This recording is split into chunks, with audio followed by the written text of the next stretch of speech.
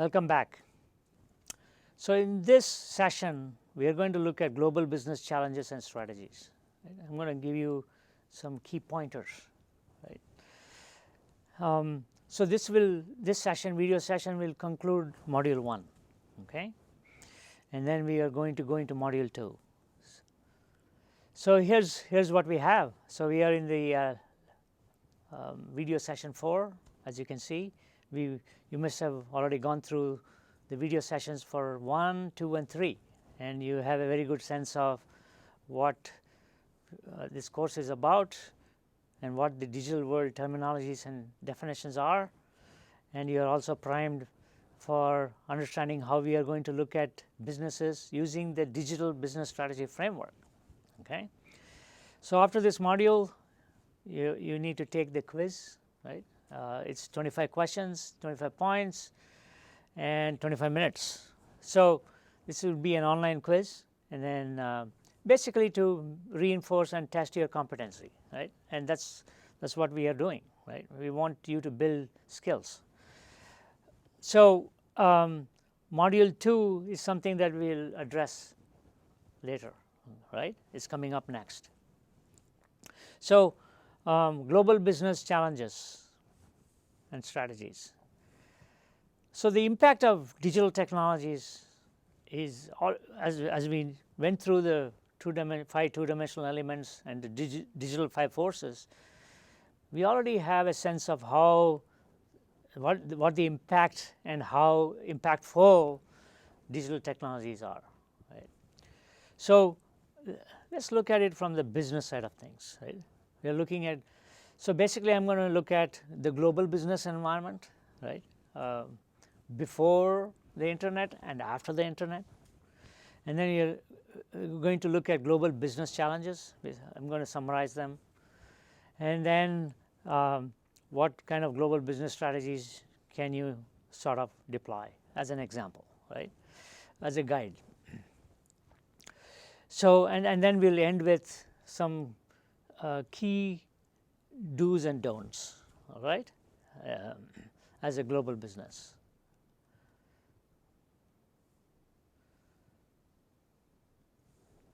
So, just to be very clear, every business is now a global business. Even if you are a mom and pop store in Oakland or in Palo Alto or in Austin, Texas, or wherever, right, you can become a global business, and you should, right. You will be able to launch your own website, for example, and market your products or services globally, right. So, that's the global business environment we are in, right. It's every business is global, right, because of connectivity and all the digital technologies that we talked about. So, before the digital era, the global business environment operated pretty much like this, right. So, the focus was more on demand fulfillment, right. How do we satisfy demand? We make products, mass market products, one size fits all, everybody gets the same razor blade, for example, even today, I guess. So, demand fulfillment is basically mass market products and services, push them in the marketplace, right.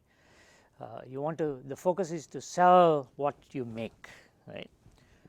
You may make it locally and then you may distribute it worldwide, but it's the same product, right. You're selling what you're making. And in many cases, you may develop minor variations of your products for worldwide markets. Okay, I'm going to change the power button from here to here.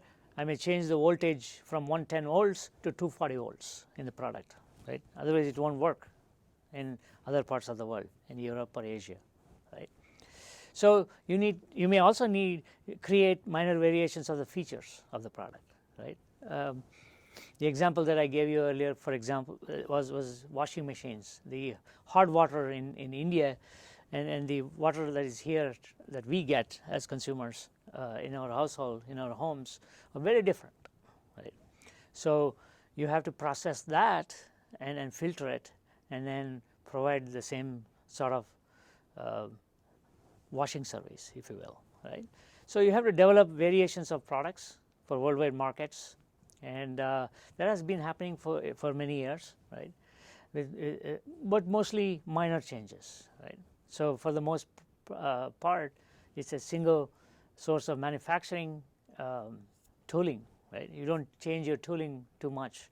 If you want to change the product, you have to retool your manufacturing, and that's an expensive process, right? So in many viewers, most companies are used to mass market producing and marketing and selling. Flow and of trade and commerce in global markets were driven mostly by low-cost resources in emerging or underdeveloped countries. So if, for example, manufacturing moved out of the U.S. because there's low-cost manufacturing in China or Taiwan and elsewhere, right? So that was the prime motivator for a long time, right? Move manufacturing there, we make the same products, and you may sell the products locally as well, but you are going to re-export it back into your home country here in the U.S., right?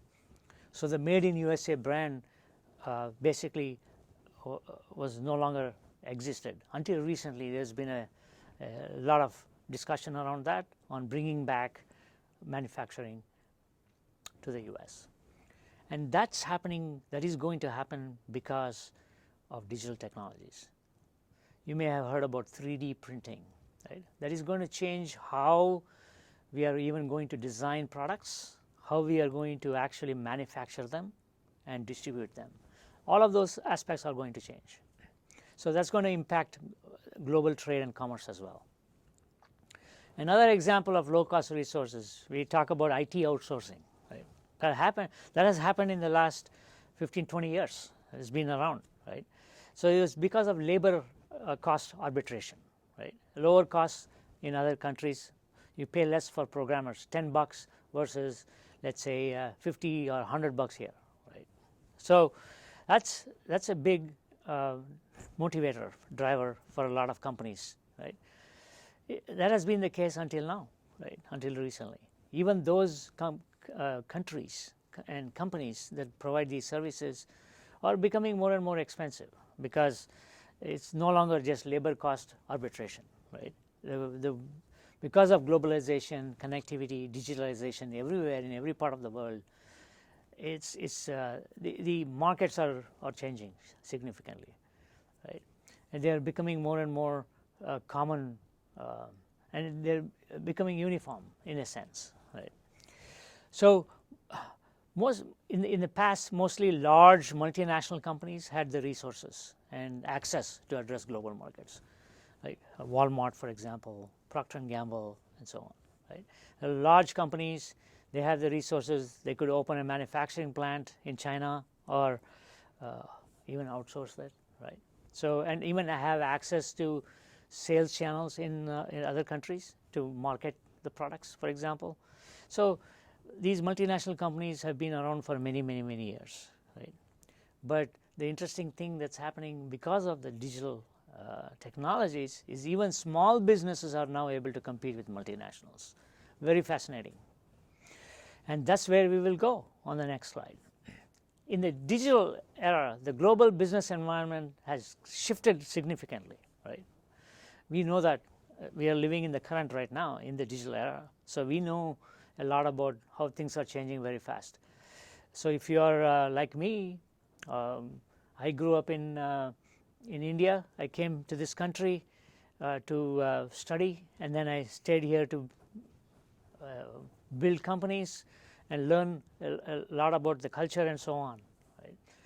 So when I came to this country somewhere around 91, I believe, and at that time there was no internet, right, beyond using internet in schools, in academic institutions. We had access to the internet technology there, obviously, right?